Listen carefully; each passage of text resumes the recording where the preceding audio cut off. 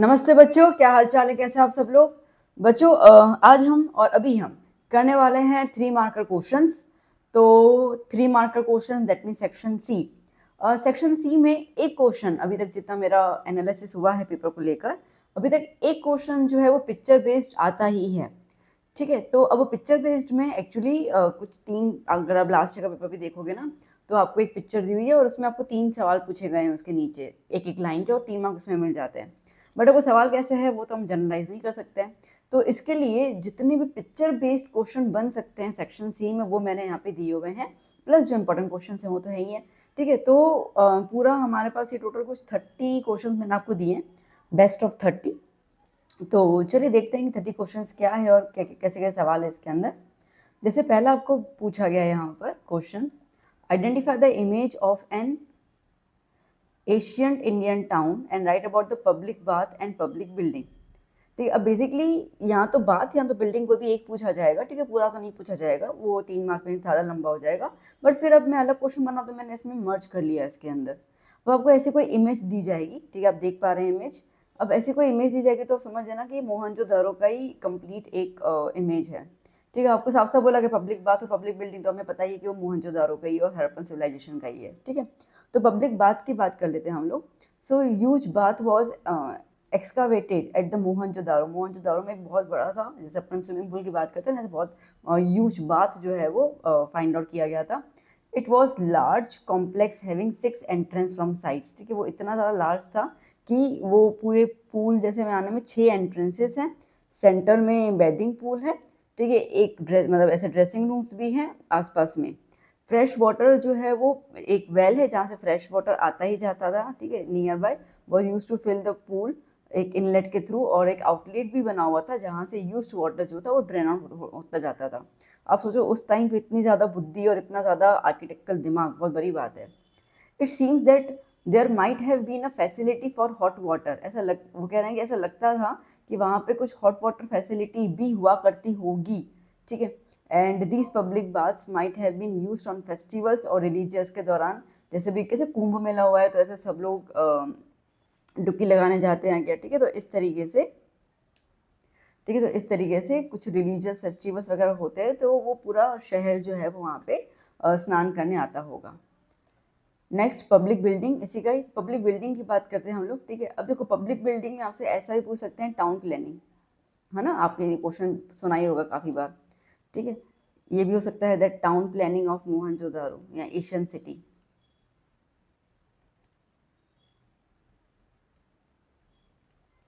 तो वो एक ही बात है, एशियन सिटी या तो फिर मोहनजोदारो। ठीक है, सो अब इसके अंदर देख लेते हैं हम लोग क्या है।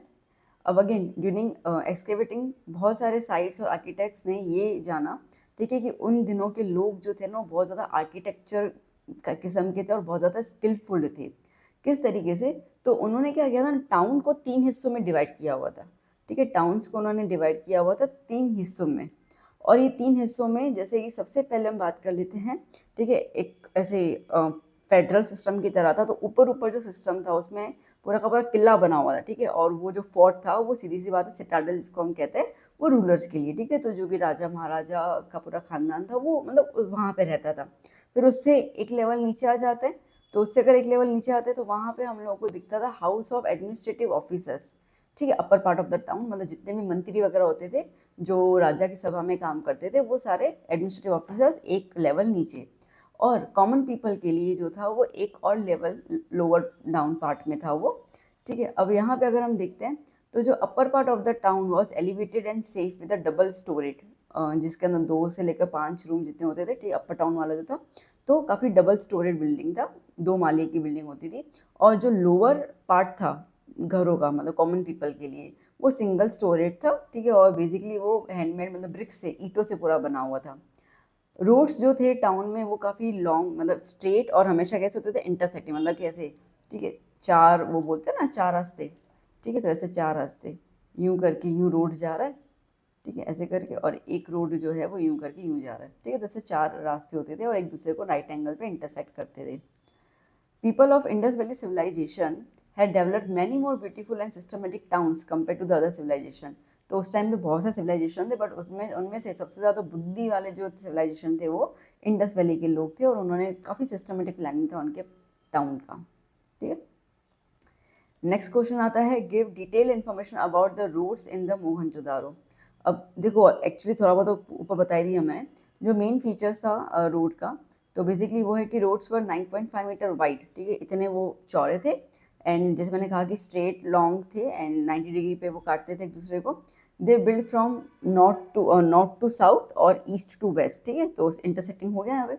रोड्स फॉर वाइड इनफ, मतलब इतने ज़्यादा ऐसे चौड़े थे, अभी हम देखते हैं ना हमारे यहाँ पे ऐसे, अरे यार क्या आलीशान रोड है, जैसे एक्सप्रेस हाईवे होता है, तो उस टाइम पे वैसे रोड्स बनाए जाते थे जहाँ पे एक ही टाइम पे बहुत सारे व्हीकल्स जो थे वो पास होते थे। अब उस टाइम में व्हीकल्स ऐसे गाड़ियाँ वाड़ियाँ तो नहीं थी, बट आपको पता है ना, घोड़ा गाड़ी, हाथी, कार्ट जो एलिफेंट कार्ट, ये सब होता रहता था। ठीक है, तो काफ़ी अच्छे खासे तादाद में वो जा सकते थे। रोड के साइड में कुछ कुएं बनाए गए थे, पिट्स, उनको ऐसे दिखे, कुछ खड्डे दिखे, और उनका अंदाज़ा है आर्किटेक्चर का, तो शायद उस ज़माने में जैसे अपने यहाँ स्ट्रीट लाइट्स होती है ना, वैसे लैंप पोस्ट भी हुआ करते होंगे जो रात के अंधेरे में रोशनी देते होंगे। जो कॉर्नर्स थे राउंड वहाँ के, ठीक है, वो ऐसे, मतलब जो ऐसे रोड है ना, तो बिल्कुल यूँ ऐसे राउंड किया हुआ है ताकि इजीली टर्न हो जाए हैवी कार्ट्स, ठीक है, तो दिक्कत नहीं आए, तो इतना ज़्यादा वो स्किलफुल थे regarding all this things. Next question, Gupta age is known as the golden age of Sanskrit literature. ठीक है, अब बहुत सारे राइटर्स लाइक गुप्ता एज को तो गोल्डन एज हर तरीके से माना गया, आर्ट में, ड्रामा में, संस्कृत में। ठीक है, पता नहीं कौन सा ऐसा एज आया था, ठीक है, क्या हुआ था कि न जाने इतने स्कॉलर्स पैदा हो गए थे उस एज में। लिटरली आप पूरा हिस्ट्री आपको ऑलमोस्ट पता ही होगा, स्कूल में पूरे साल आपने रीड किया होगा। तो जैसे कालिदास, भाभूति, भारती, भर्तृहरि, बनावट, ओके, मागध, ये ऐसे लोग गुप्ता पीरियड के दौरान पैदा हुए थे। ठीक है, और उन्होंने पॉलिटिकल के बारे में, रोमांस, एलिगरीज मतलब कि जो स्टेच्यूज होते हैं ना, ठीक है, वो कॉमेडीज, फिलोसॉफी, न जाने किस किस पे उन्होंने किताबें जो है वो लिखी हुई थी। उनमें से आपको पता है कालिदास जो है वो वर्ल्ड फेमस है। उन्होंने जो किताबें लिखी हुई थी वो है कुमार संभवा, रघुवंशम, मेघदूत, अभिज्ञान शकुंतलम, ऋतु संहार, ये काफ़ी हाईली रिनोड ब्यूटीफुल पोएम और ड्रामा स्टाइल्स थे। उसके बाद बना भट्ट जो थे उन्होंने कादम्बरी लिखा था, और हर्षाचरित काफ़ी फेमस हुआ था क्योंकि वो राजा हर्ष जो थे उनके पूरे बायोग्राफी थी। उसके अलावा भावभूति, उन्होंने उत्तर रामचरित लिखा था। ठीक है, भराइस की इसे मैं कंफ्यूज हो गई, इसको क्या प्रोनाउंस करेंगे, कृता जूनियम, सॉरी, ओके। विशाखा दत्त की मुद्रा रक्षा, सूद्रक्स, ओके, मिर्च का खाकितम, एंड द डांडीज, दश कुमार चरित्र, ये कुछ संस्कृत में वर्क्स किए गए थे during the Gupta period. That's why Gupta period was known as the golden period. ठीक है, नेक्स्ट, आइडेंटिफाई द इमेजेस। ये इमेजेस जो हैं वो आपको देखनी है। मैं भूल गई, ठीक है, एक ना बिस्मार्क का देख लेना बेटा बुक के अंदर, मैं यहाँ पे लिखना भूल गई, पता नहीं कैसे दिमाग से निकल गया। एक बिस्मार्क का लिख देना, कर लेना। एक हॉलमार्क जो है ना, उसका एक टेक्स्ट बुक में ज़रूर देख लीजिएगा, ये दो चीज़ें, बाकी तो दे दिया। और एक वो एजी मार्क जो एग्रीकल्चर प्रोडक्ट्स पे रखा जाता है ना, ठीक है, ये, हाँ ठीक है, ये सिर्फ एक बार देख लीजिएगा, सिंबल स्पेशली देख लीजिएगा, आपको ऐसे सिंबल बेस्ड आ जाएंगे क्वेश्चन जैसे मैंने दिए हुए हैं यहाँ पर।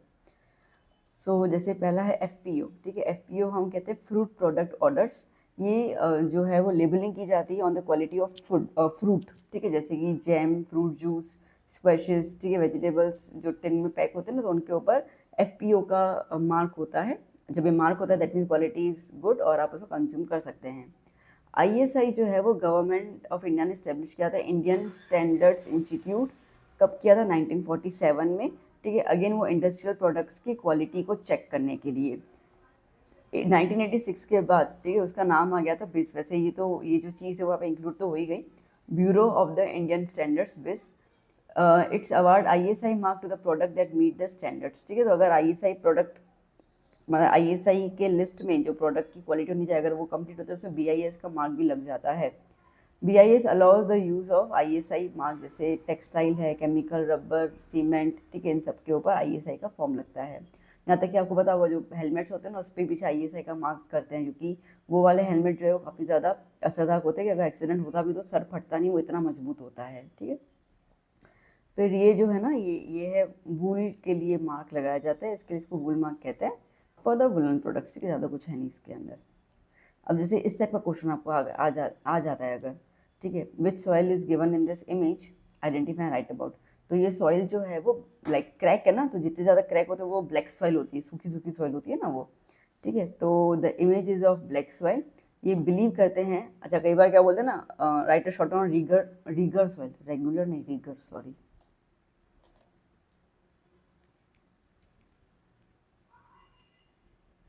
ठीक है, तो रीगर सॉइल भी आता है ना, दैट मीन्स कि आप ब्लैक सॉइल की बात कर रहे हैं।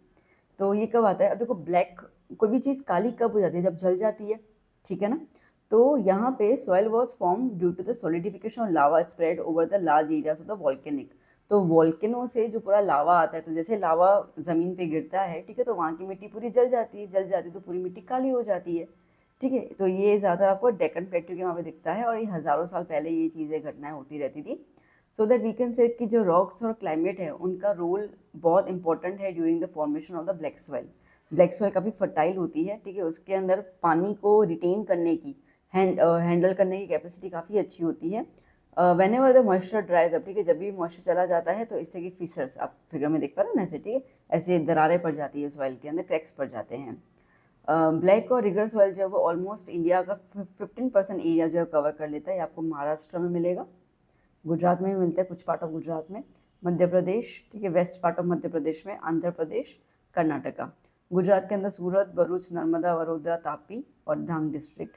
ब्लैक सॉइल के अंदर क्या क्या होता है, आयरन होता है, लाइम होता है, calcium, potash, aluminium, magnesium carbonate होता है, काफ़ी ज़्यादा अमाउंट में होता है।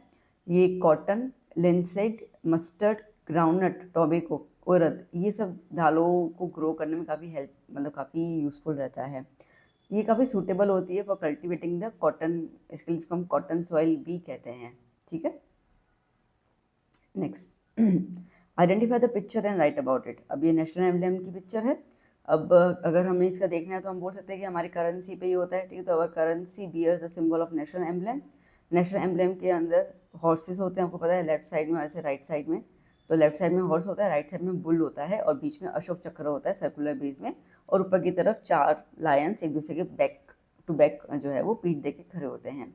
नेशनल एम्ब्लेम जो है वो बेसिकली अशोका का जो पिलर है, ठीक है, वहाँ से ये इमेज ली गई है, capital of Ashoka at Sarnath. Basically जो बेस जो अशोका चक्र है उसको हम धर्म चक्र भी कहते हैं, व्हील ऑफ लॉ। अब बेसिकली देखा जाए तो ये आपकी बुक में है नहीं धर्म चक्र का नाम, बट थोड़ा सा 3 मार्क का है, तो कुछ अगर स्पेसिफिक क्वेश्चन पूछे तो ठीक है, अगर नहीं तो थोड़ा सा मैंने इसमें ऐड किया हुआ है। ठीक है, धर्म चक्र के यहाँ पे एलिफेंट भी है, हॉर्स भी है और बुल भी है, आप टेशून भी दे सकते हैं। ये जो 4 एशियाटिक लायन है बैक टू बैक, वो सिग्निफाई करते हैं करेज, साहस, पावर, ताकत, प्राइड, घर और कॉन्फिडेंस। ठीक है, ये 4 चीज़ें 4 फॉर्म में हमें देखने को मिलती है। Next, identify the university and write about it. ये यूनिवर्सिटी का जो पिक्चर है ये है नालंदा यूनिवर्सिटी। ये एक्चुअली नालंदा यूनिवर्सिटी थोड़ी सी, मतलब उसका आंसर थोड़ा लंबा है, तो पॉसिबिलिटी इज देयर कि ये 4 मार्क में भी आ सकता है, और शायद 4 मार्क में ही आएगा। जब मैंने इसका आंसर किया मुझे लगा यार 4 मार्क में आना चाहिए ये, पर ठीक है, ठीक है, 3 या 4 मार्क, 3 मार्क में होते थोड़ा उसको आप कम कर लेना, ठीक है, कोई दिक्कत नहीं है, ऐसे जो भी पॉइंट्स लगे आप उसको निकाल दीजिएगा, कोई इशू नहीं है। ठीक, चलिए देखते हैं। सो नालंदा, अब जो जो इम्पोर्टेंट है मैं उसको तो हाईलाइट कर लेती हूँ। ठीक है, नालंदा यूनिवर्सिटी जो है वो बदगांव विलेज, पटना डिस्ट्रिक्ट, बिहार में सिचुएटेड है। ठीक है, इस यूनिवर्सिटी के अंदर 7 ह्यूज हॉल्स या सेक्शंस होंगे ये माना जाता है, और 300 रूम होते थे for the delivering the lectures. ठीक है, मैनी विलेजेस वर डोनेटेड। ठीक है, उस टाइम पे तो देखो जो स्कूल्स वगैरह होते थे ना वो चैरिटी पे ज़्यादा चलते थे, अभी तो बिजनेस हो गया तो बात अलग है, और पहले तो चैरिटी, बच्चों से पैसे नहीं लेते थे ना, तो राजा थे, गाँव वाले थे, वो अपने हिसाब से पैसा जिनका जितनी क्षमता होती थी वो देते रहते थे। ठीक है, तो बहुत सारे विलेजेस जो थे दे वर डोनेटेड टू द यूनिवर्सिटी। ठीक है, सो दैट कि मैक्सिमम से मैक्सिमम बच्चे जो हैं वो आए और एजुकेशन ले पाए। और उसके बाद ठीक है, बच्चों को हमेशा फ्री फूड, ठीक है, कपड़े वगैरह सब कुछ फैसिलिटी सब कुछ दिया जाता था फ्री ऑफ कॉस्ट। अभी की तरह नहीं, ठीक है, स्वेटर का भी चार्ज ले रहे हैं, ये भी चार्ज ले रहे हैं, पहले सब कुछ एक चैरिटी की तरीके से चलता था। एक एरिया था नालंदा यूनिवर्सिटी के अंदर, ठीक है, जहाँ पे बुक रखे जाते थे और उस एरिया को कहते थे धर्म गुंज, ठीक है। 5th to 11th century BC Nalanda was a reputed centre, मतलब इतना इतना रेप्यूटेड था ना कि लोग बाहर से, इंडिया से, अब्रॉड से, ठीक है, इंडिया में आते थे स्टडी करने के लिए। अभी की तरह ना इंडिया से बाहर जा रहे हैं, बाहर से लोग आते थे। नालंदा काफ़ी इम्पोर्टेंस दिया था जैनिज़्म और बुद्धिज़्म को, जिसकी वजह से लाइक महावीर स्वामी जो 14 चतुर्मास जैनी के थे, वो भी नालंदा में बेसिकली उन्होंने वहाँ पे महावीर स्वामी जी ने, ठीक है, नालंदा में ही अपना जो 14 चतुर्मास परफॉर्म किया था। और इसके लिए बहुत सारे जैनीस के लिए जो है वो एक पिलग्रिमेज साइट बन गया, क्योंकि उनके वो है ना भगवान मानते हैं स्वामी जी को, महावीर जी को। 5th सेंचुरी में कुमार गुप्ता उन्होंने मॉन्टेरेसी बनाई थी, ठीक है, और उसमें से नालंदा का बहुत ज़्यादा नाम फेमस हुआ था। नालंदा में कहा जाता है कि ये वो यूनिवर्सिटी जिसमें हज़ारों प्रीशियस मैन्युस्क्रिप्ट लिखे गए थे, मतलब पढ़े होते थे। मैन्युस्क्रिप्ट मतलब पता है हाथ से लिखी हुई चीज़ें, ठीक है, जो उस टाइम पे सही तरीके से लिखी जाती थी। Students from the various parts of the country as well as world used to come here to study and research. The great traveler Humayun Singh वो चाइना से आए थे नालंदा में 7th सेंचुरी में। वह रिटर्निंग जब वो जा रहे थे ना, तो इस यूनिवर्सिटी से 657 बुक्स जो है वो लेके गए थे। Today the great university exist only in ruins, ठीक है, अभी तो खैर सिर्फ उसके मलबे ही हैं, कुछ और है नहीं, ठीक है। टर्की लोगों ने पूरा, टर्की के राजा ने पूरा वो जला दिया, सब कुछ ख़त्म कर दिया। Next, identify the image and write about it, ठीक है। अब ये जो इमेज है ना, ये है इमेज चैरियोट टेम्पल्स की, ठीक है। किसकी इमेज है? चैरियोट, वो दिख रहा है ना आपको, ऐसे पहिए बने हुए हैं, ठीक है, तो उसको हम चैरियोट कहते हैं, रथ।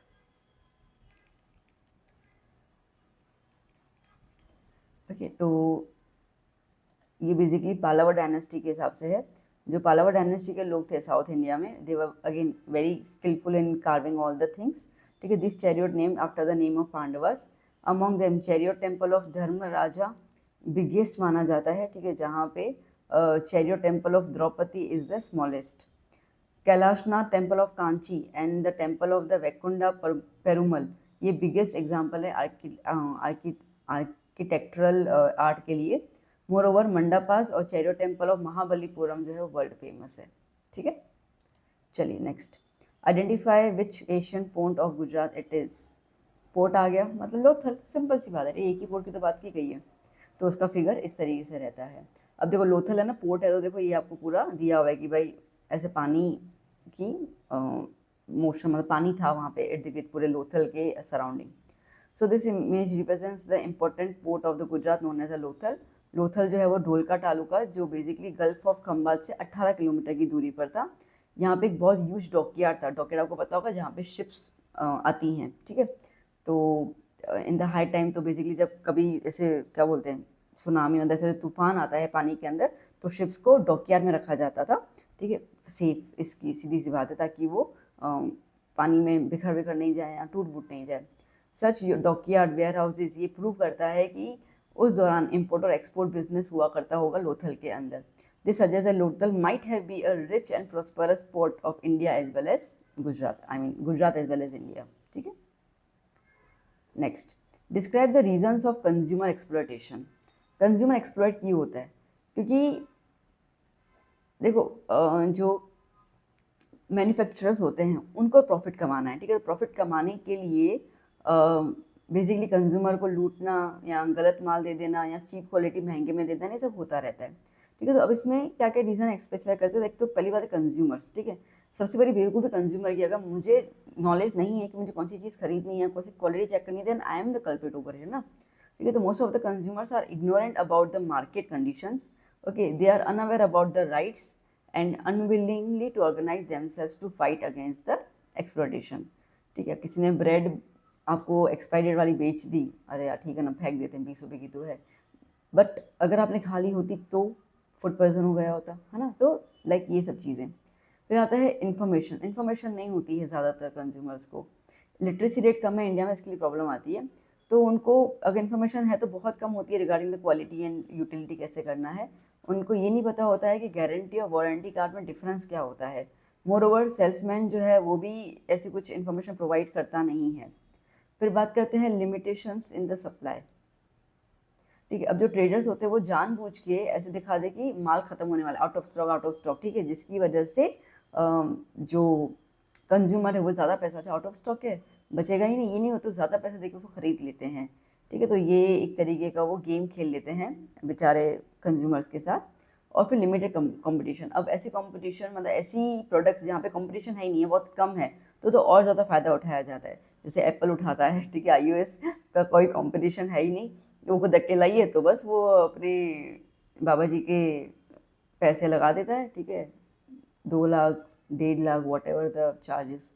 सो limited competition, the manufacturers and the traders from the cartels create a monopolistic situation, ठीक है, मोनोपोली वो बना देते हैं। Consumer find themselves in the market, ठीक है, जहाँ पे कोई भी कंपटीशन उनका नहीं हो, लिमिटेड कंपटीशन हो, तो सीधी बात है कस्टमर को, अब प्रोडक्ट एक ही बंदा बेच रहा है तो कस्टमर किसी और दुकान के पास जा ही नहीं पाएगा कि ये पूछने के लिए कि इसका एक्चुअली प्राइस क्या चल रहा है, तो जो मैन्युफैक्चर लगा रहा है अपने दाम उसको खरीदने पड़ेंगे, है ना। Next, explain the right of consumers. Generally ये 3 ही पूछे जाते हैं, वो आपको कहा जाएगा राइट एनी 3, बट ठीक है, मैंने आपको 6 के 6 दिए हुए हैं, आएंगे तो 3, इतना मुझे आइडिया है ही, पर एक बार देख लीजिएगा, ठीक है ना। सो सबसे पहले आता है, अच्छा, कंज्यूमर प्रोटेक्शन एक्ट आया था 1986 में। अब क्या क्या राइट्स दिए गए हैं, सबसे पहले राइट टू सेफ्टी, ठीक है, तो consumer has right to be protected if the commodity और सर्विस, ठीक है, अगर कमोडिटी या कोई भी चीज़ डेंजरस है, हार्मफुल है उनकी हेल्थ के लिए, ठीक है, तो वो कंप्लेन लॉन्च कर सकते हैं। ओके, दूसरा आता है राइट टू बी इन्फॉर्म्ड, ठीक है, उनका अधिकार है हर एक चीज़ का इंफॉर्मेशन जानना। तो कंज्यूमर को quality, purity, price, quantity, standard of goods, ठीक है, ये सब चीज़ें जो है पता होनी चाहिए। इसके लिए आजकल आप कोई भी चीज़ करते हो उसके पीछे लिखा आता है कि क्वालिटी कैसी है, क्वांटिटी कितनी दे रहे हैं, नेट क्वांटिटी कितनी होती है, प्योरिटी कितना, वो सब दिया जाता है। हालांकि उसमें भी झोल झाल तो कर ही लेते हैं पैसे वैसे खिला के, बट ठीक है। राइट टू चूज़, ठीक है, अब कंज्यूमर के पास अधिकार है कि वो कोई भी, आज अगर एक प्रोडक्ट की 10 वैरायटी है तो मैं अपने हिसाब से अब कोई प्रोडक्ट को चूज़ कर सकती हूँ यहाँ पे। ओके, तो I have the right to choose the service and the goods. फिर आता है राइट टू बी हर्ड और रिप्रेजेंटेड, ठीक है, अब ऐसे अरेंजमेंट किए गए हैं कि अगर कंज्यूमर को कोई तकलीफ है तो उनकी बात सुनी जाए। So arrangement have been made to make the concern party hear the views of the consumers, ठीक है। फिर आता है right to seek redressal. Redressal का मतलब ये होता है कि रिगार्डिंग कि कंज्यूमर्स के पास अधिकार है, ठीक है, कि वो प्राइस और क्वालिटी के बारे में कुछ सवाल पूछ सकता है सेलर से और उसको जवाब देना पड़ेगा, ठीक है, मैन्युफैक्चरर से भी पूछ सकता है, और अगर उसका प्रोडक्ट गलत है तो उसको रिप्लेस भी करने का उसके पास अधिकार है। अगर नहीं करते हैं तो वो डिस्ट्रिक्ट फोरम में जाकर फिर state forum, commission, national commission में जाके अपनी कंपनीज को लॉन्च कर सकते हैं। राइट टू कंज्यूमर एजुकेशन, ठीक है, consumers have right to receive the education regarding the matters of connected with their interest, ठीक है, तो उनको सब कुछ जाने का अधिकार है। कंज्यूमर्स की ड्यूटी क्या है? जैसे कि हम बात कर लेते हैं, सबसे पहले तो आपको ये पता होना चाहिए एज अ कंज्यूमर, ठीक है, दैट की क्वालिटी कैसे चेक की जाती है। तो to be the quality conscious, aware of the rights, ठीक है। फिर आता है कोई आपको मिसलीड करता है एडवर्टाइजमेंट से तो उससे बचे रहें। जैसे फेयर एंड लवली क्रीम जो है वो मिसलीड कर लेती है कि आपको 7 दिन में गोरा बनाते तो नहीं है, ठीक है, तो ऐसे कुछ फालतू एडवर्टाइजमेंट्स में मत आइए। फिर आता है to insist on a bill receipt, ठीक है, गारंटी वारंटी कार्ड जो भी है उसके लिए बोलो कि मुझे बिल भी चाहिए, मुझे रिसिप्ट चाहिए, गारंटी वारंटी कार्ड चाहिए, ठीक है। Quality, price, durability, after sale service जो है, इन सब के बारे में आपको पता होना चाहिए कि कितना मिलती है। जैसे आप गाड़ी खरीदती हो तो गाड़ी का तो कितनी फ्री सर्विसेज आपको कंपनी देती है, ठीक है। बेस्ट चॉइस कैसे करनी है गुड्स की। To purchase the product only in sufficient quantity and always be aware, ठीक है, ऐसा नहीं कि सब कुछ ऐसे, अरे यार जैसे लॉकडाउन में हुआ था, ठीक है, सब ऐसे अपना घर भरते जाते जैसे कि सब चीज़ें खत्म हो जाएंगी, ऐसा भी नहीं करना है। कंज्यूमर दूसरे भी हैं, उनको भी उतनी चीज़ों की ज़रूरत होगी। To participate in the consumer education activities, form consumers organisation, ठीक है, ऑर्गेनाइजेशन लोकल लेवल पे बनाया गया ताकि उनके अधिकारों को प्रोटेक्ट किया जाए, ठीक है। Next question, classify the role of consumer society in providing consumer protection. Consumer protection act 1986, ठीक है, वो उन्होंने कुछ सोसाइटी बनाई, सोसाइटी मतलब कुछ ऐसे ऑर्गेनाइजेशन बनाई है at the taluka level, district level, state level and national level. ये क्या है, मतलब किस तरीके से है? देखो, ये नॉन पॉलिटिकल और नॉन प्रॉफिट ऑर्गेनाइजेशन है, ठीक है, एनजीओ जैसा ही है यहाँ पर। कंज्यूमर्स देमसेल्व्स टेक, अब इसके लिए ना बेसिकली क्या, जो कुछ कंज्यूमर्स थे उन्होंने मिलकर ही ये ऑर्गेनाइजेशन जो है वो इनिशिएट किया। They serve as a watch dog, ठीक है, वॉच डॉग का मतलब क्या होता है कि वो देखते हैं कि किसके साथ कुछ बुरा तो नहीं हो रहा है, ठीक है, और कंज्यूमर्स को प्रोटेक्ट करते हैं कि उनके साथ कुछ गलत प्रैक्टिसेस ना हो जाए। इसके लिए, ठीक है, वो कंज्यूमर्स को आए दिन जैसे सेमिनार्स वगैरह अरेंज किया जाता है बाय देम, और उनको एजुकेट करते हैं और उनको अवेयर करते हैं। जनरली वो गवर्नमेंट को भी सजेशंस देते रहते हैं, भाई आप पॉलिसीज वगैरह बनाओ, ठीक है, ऐसी कुछ पॉलिसी बनाओ जहाँ पे कंज्यूमर को गाइडलाइंस मिले। जो भी लीगल प्रोविजंस हैं इनको सब पता होती है, और जहाँ जहाँ पे चेंज करना होता है वो गवर्नमेंट को लिटरली लेटर लिखते हैं, मेल करते हैं और उनके बारे में बात करते हैं। दे पब्लिश पीरियोडिकल्स, अपना ऐसे कुछ मैगजीन्स पब्लिश करते हैं, ग्राहक सुरक्षा, इनसाइट, द कंज्यूमर, ग्राहक मंच, ताकि जो ग्राहक है उसको रीड करे और उनको पता चले कि क्या क्या चीज़ें चल रही। 99% पता है कहानी के तौर पे जो है ना वो चीज़ें बताई जाती है उसके अंदर।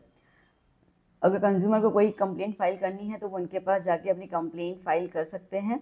They help consumers in filing the complaints and represent, यहाँ तक कि कोर्ट में, ठीक है, वही कंज्यूमर्स के बिहाफ पे केस लड़ते हैं। They serve as a check on unfair trade practices, ठीक है, जो ट्रेडर्स हैं इसके लिए वो कुछ गलत काम नहीं करे और उनके ऊपर लीगल, अब उनको पता है ट्रेडर्स को, चलो कंज्यूमर तो बेचारा भोला भाला है, बट ये तो ऑर्गेनाइजेशन वाले तो भैया वो तो पढ़े लिखे हैं, उनको हर एक कानून पता है, तो इसके लिए ट्रेडर्स जो हैं वो इतना एक्सप्लॉइट नहीं करते हैं कंज्यूमर्स को। बट उसके लिए कंज्यूमर्स को पहला स्टेप उठाना पड़ेगा कि उनको कंप्लेन तो फाइल करनी है। अब मेरे साथ कुछ गलत हो रहा है, मैं किसी को बताऊंगी नहीं, तो ये लोग मेरे पास कैसे आएंगे मुझे हेल्प करने के लिए, ठीक है। Next, explain women welfare scheme of the Indian government chronologically, ठीक है, लाइन वाइज अपने को बताना है कि क्या क्या स्कीम इम्प्लीमेंटेड हुई है फॉर द वुमेन। तो ये बेसिकली 1980 के बाद से सारी इम्प्लीमेंट हुई थी। सबसे पहले आया था national commission of for women in the year 1992, फिर एक सेपरेट डिपार्टमेंट बना बच्चों के लिए और महिलाओं के लिए 1985 में, ठीक है। 92nd और 93rd कॉन्स्टिट्यूशनल अमेंडमेंट्स, ये बेसिकली बुक में 73 और 74 है, वो गलत है, मैंने वो चीज़ को हाईलाइट कर लिया, ठीक है, वो गलत है। और 1992 में 33% reservations. Enactment of national policy on empowerment of women 2001 में आई थी, ठीक है। फिर बहुत सारे प्रोग्राम्स बनाए गए for the employment, income generation for the female, supportive systems. 2002 हम लोग वुमेन एम्पावरमेंट ईयर ऐसे सेलिब्रेट करते हैं, ठीक है, जहाँ पर बेसिकली वो लॉ बनाया गया है कि फैमिली की प्रॉपर्टी में बेटी का भी इक्वल शेयर होगा, पहले नहीं था पर इसके बाद होने लगा। स्टेब्लिशमेंट ऑफ फैमिली कोर्ट्स, ठीक है, फैमिली कोर्ट्स और वुमेन वेलफेयर सेंटर्स बनाए गए जहाँ पे वो डोमेस्टिक वायलेंस, अगर उनके साथ हो रहा है कुछ फिजिकल वायलेंस हो रहा है तो वहाँ पे जाके कंप्लेन लॉन्च कर सकते हैं। Making law related to the prevention of dowry, ठीक है, and raising minimum marriageable age जो है वो कितनी कर दी उन्होंने, 18 साल तक की, मतलब 18 साल के बाद। अभी तो शायद चेंज होने वाली है, हुई नहीं है, शायद 21 करेंगे। Describe the work done in the field of health improvement, ठीक है, हेल्थ इंप्रूवमेंट में क्या क्या काम हुआ है वो देखते हैं। सबसे पहले बात करते हैं हम चाइल्ड हेल्थ की। अब इन्फेंट मोर्टेलिटी रेट जो है वो हमें कम करना है। इन्फेंट मोर्टेलिटी रेट का मतलब ये है कि एक साल बच्चा जब पैदा होता है और एक साल का होता है, तो अगर एक साल के बीच में पहले वो मर जाता है तो इन्फेंट मोर्टेलिटी रेट ज़्यादा है।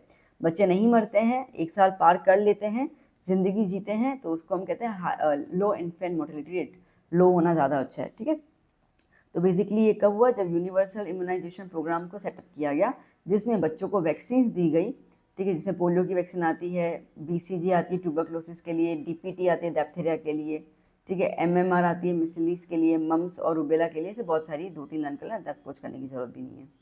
उसके बाद उनका मेन वो था कि कंट्रोल ऑफ पॉपुलेशन ग्रोथ, ठीक है, इसके लिए धीरे धीरे उन्होंने बोला हम दो हमारे दो, पहले तो हम दो हमारे 14-15 क्रिकेट टीम पता नहीं कितनी होती थी, फिर धीरे धीरे आगे हम दो हमारे दो, फिर आया हम दो हमारा एक, ऐसे करते करते रिड्यूस करते गए।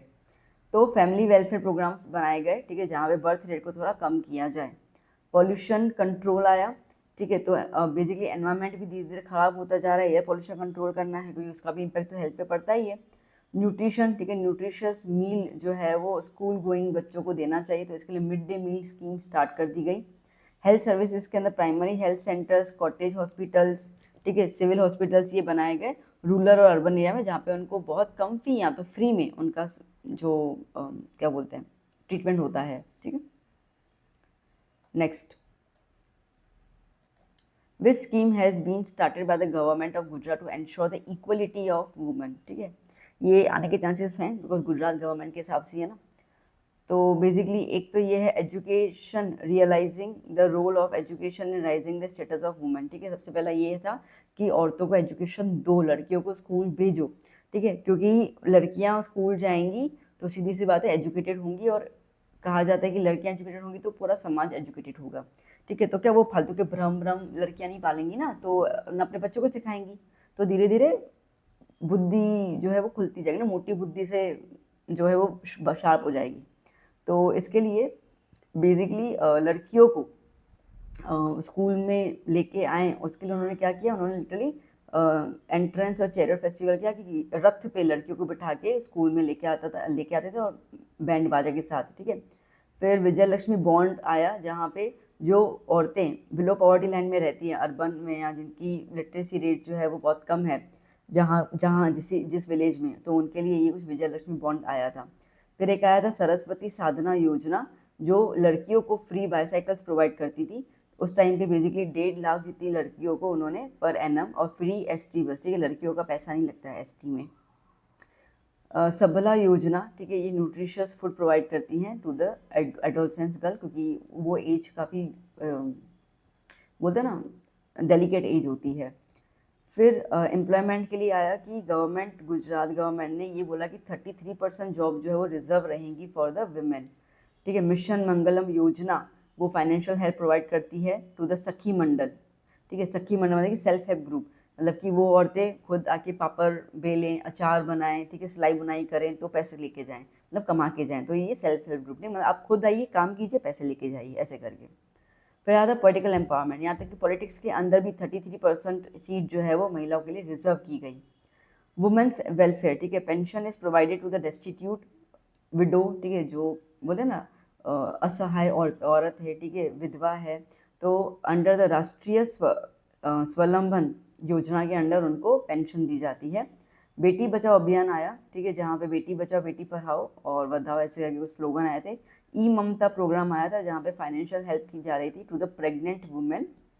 फिर आया था चिरंजीवी योजना, जो बेसिकली फ्री ऑफ कॉस्ट का मेडिकल सर्विस है to the pregnant women, specially SC और एसटी वाली। And department of women and child welfare 2001 में स्टार्ट हुआ था, जहाँ पे वो बच्चों और औरतों के वेलफेयर के लिए स्कीम्स लाते रहते हैं, ठीक है। Next, explain the strategy for sustainable development.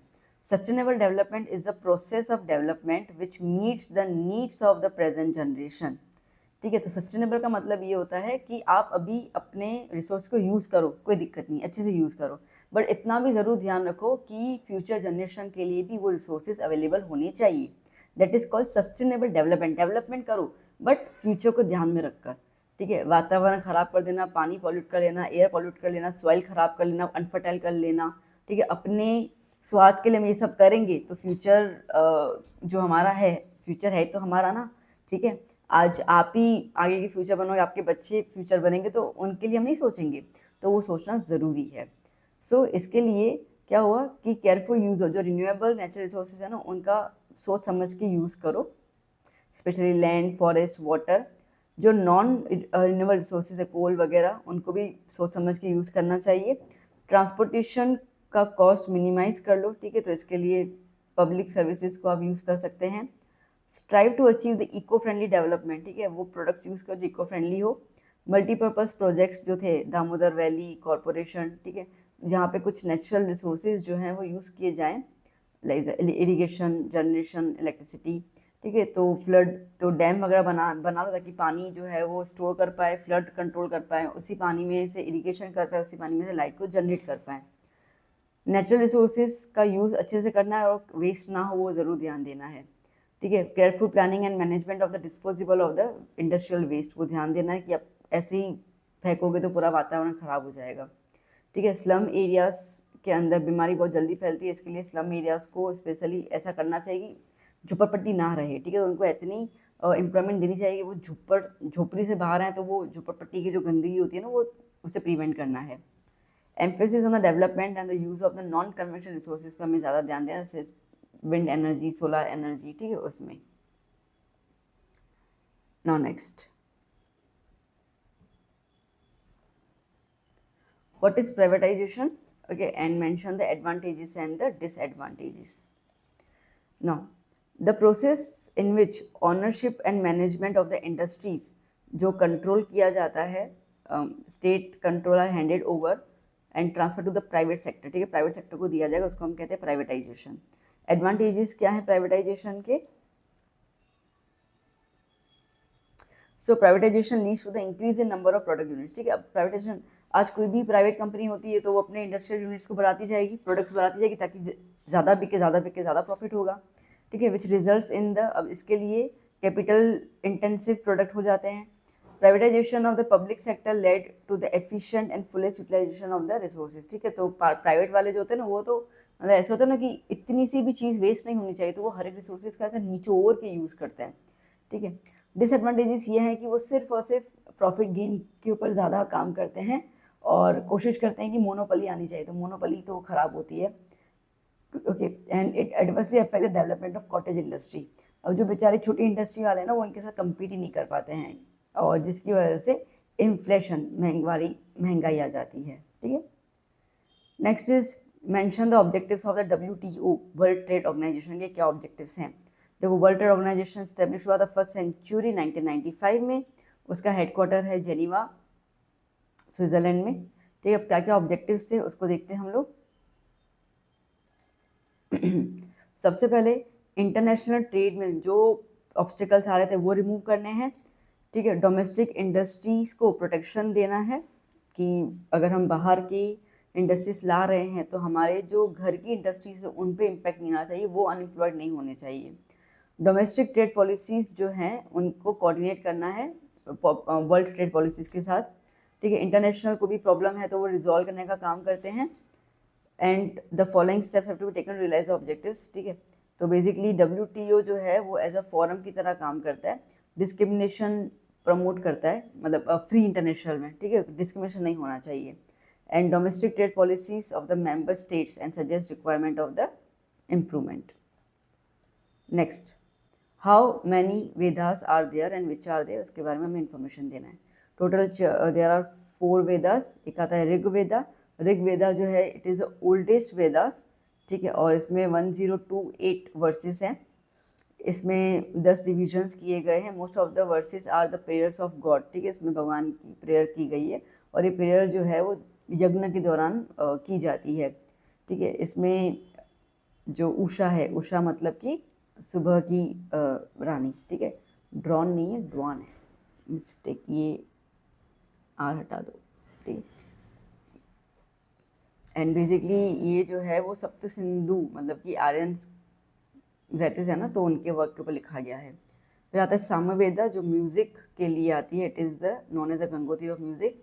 Yajurveda जो यज्ञ के लिए, योगना नहीं यज्ञ, सॉरी ए, ठीक है, यज्ञ के लिए किया जाता है, इसमें प्रोज वर्सेस वगैरह हैं। एंड अर्थर्वेदा जो है वो रिचुअल्स, संस्कार, ठीक है, जैसे शादी होती है तो 7 फेरे होते हैं तो 7 संस्कार है, बच्चा पैदा होता है तो 16 संस्कार, ठीक है, ऐसे करके उसमें अथर्वेदास में आते हैं। Next, what is mean by the soil conservation and the remedies of soil conservation, ठीक है। सॉइल कंजर्वेशन का मतलब ये है कि सॉइल को इरोड होने से बचाना है, ठीक है, सॉइल को खराब होने से बचाना है, इसकी क्वालिटी को मेंटेन करना है। कैसे कर सकते हैं? सबसे पहला बात है भैया फॉरेस्ट, ठीक है, ट्रीज होगा, क्योंकि ट्रीज उगते हैं ना तो ट्रीज के जो रूट्स है वो मिट्टी को बांध के रखते हैं तो डेजर्टिफिकेशन नहीं होता है। तो इसके लिए जितना हो उतने ज़्यादा ट्रीज को प्लांट करना है। Plant trees in a river based area, mountain slopes, ठीक है। ये जो ट्रीज होते हैं डेजर्ट में भी आप ग्रो करेंगे ना तो वो धीरे धीरे मतलब जो हवा की वेलोसिटी है उसको कम करेगा, तो वो हवा मिट्टी को लेती हुई नहीं जाएगी। रिवर्स जो होते हैं वो फ्लड्स को कंट्रोल, जो फ्लड्स होते हैं वो कंट्रोल किए जाते हैं again by the plants. Unrestricted greasing, ठीक है, वो गायों भैंसों को छोड़ देते ना, जाओ ठीक है, जा सिमरन जा जाके खा ले, तो ऐसा नहीं करना है, ठीक है, वो प्रिवेंट करना है। हॉरिजॉन्टल कल्टीवेशन, टेरेस फार्मिंग, इन सबको इम्प्लीमेंट करना है ह्यूमस मिट्टी में जितना ज़्यादा उतना ज़्यादा अच्छा, वो फर्टिलिटी मेंटेन करती है। गवर्नमेंट, सोसाइटी एंड पीपल, इन सबको साथ में मिलकर सॉइल को कंजर्व करना चाहिए, किसी भी एक या दो जने के काम नहीं है ये। नेक्स्ट, एक्सप्लेन अभयम योजना। अभयम योजना is celebrated step taken by the Gujarat government, जो औरतों के लिए बनाया गया है। 181 हेल्पलाइन नंबर है, ठीक है, फॉर द वुमेन सिक्योरिटी। इसमें चाइल्ड भी आ ही जाता है शायद, नहीं, चाइल्ड के लिए 1098 है ना, ठीक है। दे आर सफरिंग, तो कोई भी कुछ भी प्रॉब्लम है आपके आसपास, आप 181 पे कॉल कर सकते हैं। ये 24/7 हेल्पलाइन होती है, टोल फ्री नंबर है, 3 डिजिट का number, to support the women in the distress, ठीक है। कभी कोई माहौल लगता है कि नहीं सही नहीं है, क्या है, आप कॉल कर सकते हैं उनको। मोबाइल, लैंडलाइन दोनों के थ्रू लग जाता है, ठीक है। ये एक तरीके का सिक्योरिटी प्रोवाइड करता है। And they also provide, they were also provided you guidance for the progress in a direction, ठीक है, just by making a call. Next, write a short note on Takshashila university, विद्यालय। अब इसका इमेज ऐसा कुछ आएगा, ठीक है। तक्षशिला जो है वो बेसिकली रावलपिंडी में लोकेटेड है, and it was the capital city of the Gandhara region, ठीक है, गांधारी। ये कौन थे, कौरवों की माँ का मायका, ठीक है, गांधार। बहुत ज़्यादा डीप में चली गई मैं, नहीं, चलिए। It is believe that Takshashila university जो है उनको नाम पड़ गया था, जो राम जी के जो भाई थे भरत, उनका बेटा था तक्ष, ठीक है, तो उनके नाम पे तक्षशिला यूनिवर्सिटी बनाई गई थी। अगेन ये 7th सेंचुरी बनाया गया था। टोटल 64 सब्जेक्ट इसमें पढ़ाए जाते थे। द सब्जेक्ट्स इसका वेदा, मिलिट्री साइंस, ठीक है, गजु विद्या मतलब तीर कमान चलाना, ग्रामर, फिलोसॉफी, ठीक है, वॉर, पॉलिटिक्स, एस्ट्रोनॉमी, एस्ट्रोनॉमी सब आता था इसके अंदर। Students were free to choose any subject, ठीक है। रेशियो जो होता था वो 1:20 होता था, मतलब 20 बच्चों के बीच में एक टीचर होती थी उस टाइम पे, बोलो। Most of the students stay at the ashram, ठीक है, वो आश्रम में ही रहते थे, to study and practice with the Guru.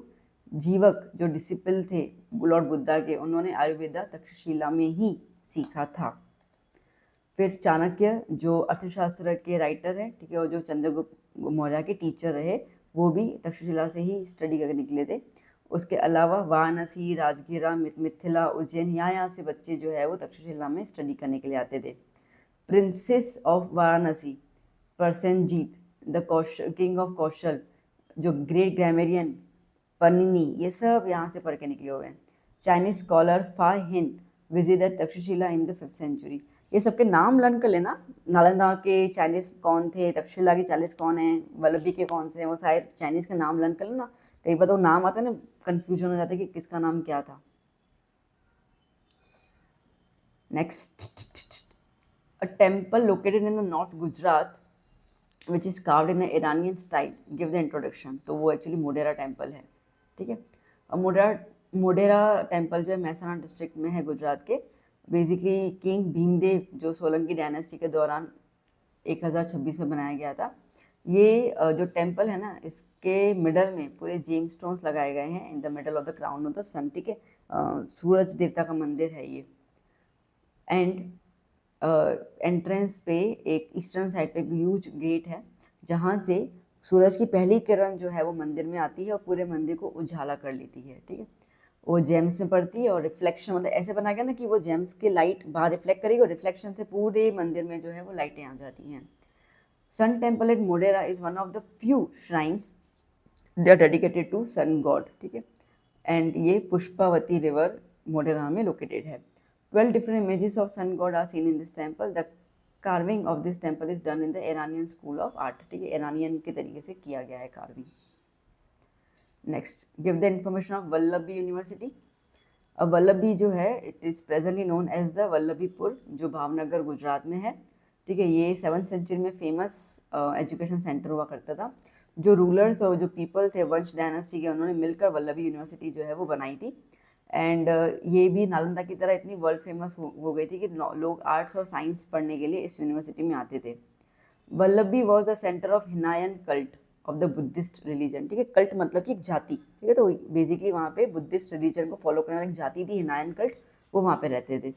Buddhist scholars जैसे कि श्रीमती, ठीक है, गुणमती, ये कुछ स्कॉलर्स थे। And they leading principles of Vallabhi university in the middle of the age of 7th century. Brahmin students जो थे वो गंगा यमुना मतलब नॉर्थ साइड से आते थे यहाँ पे हायर स्टडीज़ के लिए। अब देखो दूसरा ट्रैवलर आया, चाइनीज़ ट्रैवलर ए सांग, ठीक है। उन्होंने ये नोट किया कि वल्लभी जो है वो नालंदा के कंपटीशन में आ गई है। Vallabhi was also the capital and the international port from 480 to 775 AD। जो रूलर्स थे वो मैत्रक डायनेस्टी से बिलोंग करते थे। 775 में अरब के लोग आए थे, उन्होंने मैत्रक्स को डिफीट कर लिया और जिसकी वजह से यूनिवर्सिटी बंद हो गई। यूनिवर्सिटी के एक दीवार थी वॉल ऑफ फेम, ठीक है। वहाँ पे जो फेमस स्कॉलर्स थे ना उनके लिटरली नाम जो है वो छिदवाए गए थे। Scholars passing from the university, जो ये यूनिवर्सिटी से पास हो जाता है ना तो वो राजा के कोर्ट में, सभा में, ठीक है, हायर पोजीशन पे होता है। जैसे कि अभी के टाइम पे आईआईटी है ना, आईआईएम, ऐसे जो रिनोड हैं तो उनको निकलते ही उनको बहुत अच्छी सैलरी का पैकेज मिलता है। तो पहले राजा के वहाँ पे गए तो बस मतलब गवर्नमेंट जॉब लग गई देखा जाए तो। Students from India and abroad come to stay to study here, okay. And देखा जाए तो ये एक तरीके की इंटरनेशनल यूनिवर्सिटी रियल सेंस में अगर हम बोल सकते हैं मानी जाती थी। Expensive university again were taken by the lords and the kings, ठीक है। वहाँ के जो जमींदार होते थे और जो राजा थे वही करते थे।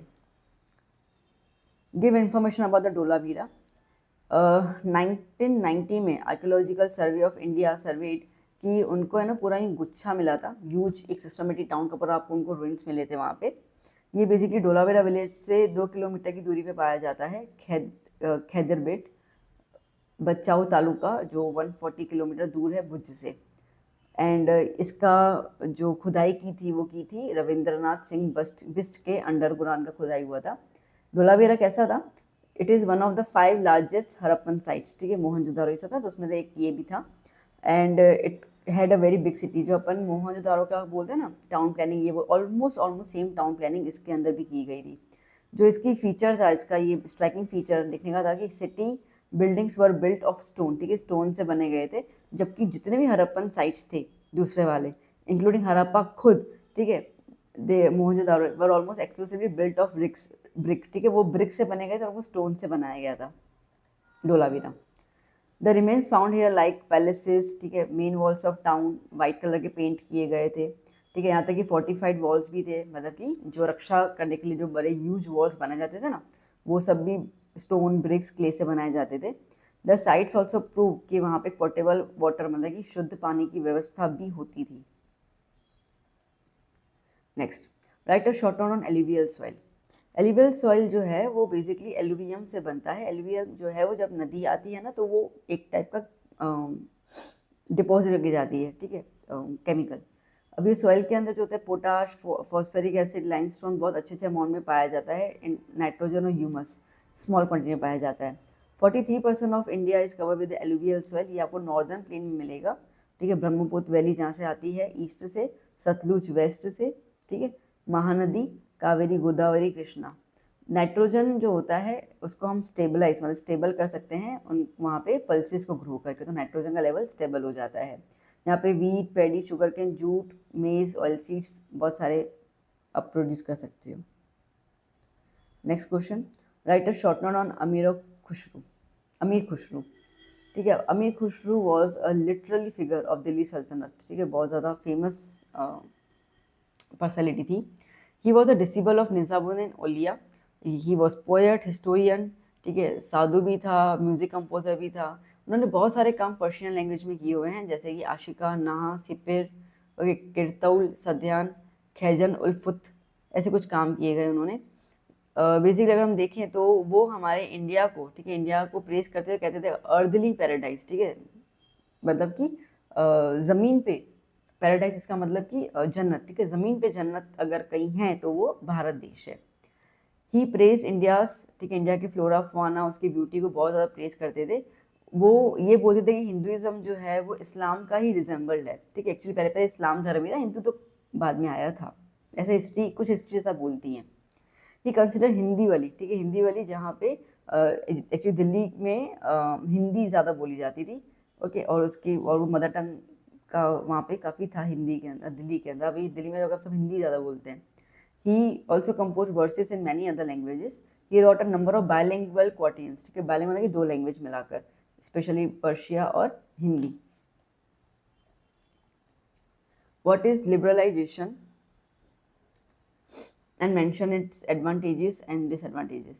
देखो लिबरलाइजेशन का मतलब क्या है, फ्रीडम, ठीक है। तो जो भी रेस्ट्रिक्शंस है ऑन द प्राइवेट सेक्टर्स वो हटा देना, ठीक है। इसके एडवांटेजेस क्या है, इसका एडवांटेज है कि प्राइवेट सेक्टर को एक अपॉर्चुनिटी मिल जाती है कि वो खुले खुले दिल से जो है वो अपना बिजनेस और ट्रेडिंग कर सकते हैं, जिसकी वजह से वो इंडस्ट्रीज़ को और ज़्यादा इंक्रीज कर सकते हैं, ग्लोबल ट्रेडिंग को एम्फसाइज कर सकते हैं, मतलब बाहर की कंट्रीज़ के साथ वो ट्रेड कर सकते हैं, ठीक है। फॉरेन ट्रेड अगर इंक्रीज होगा तो सीधी बात है फॉरेन एक्सचेंज आएगा, फॉरेन एक्सचेंज आएगा तो पैसा आएगा कंट्री के अंदर इन द डॉलर्स।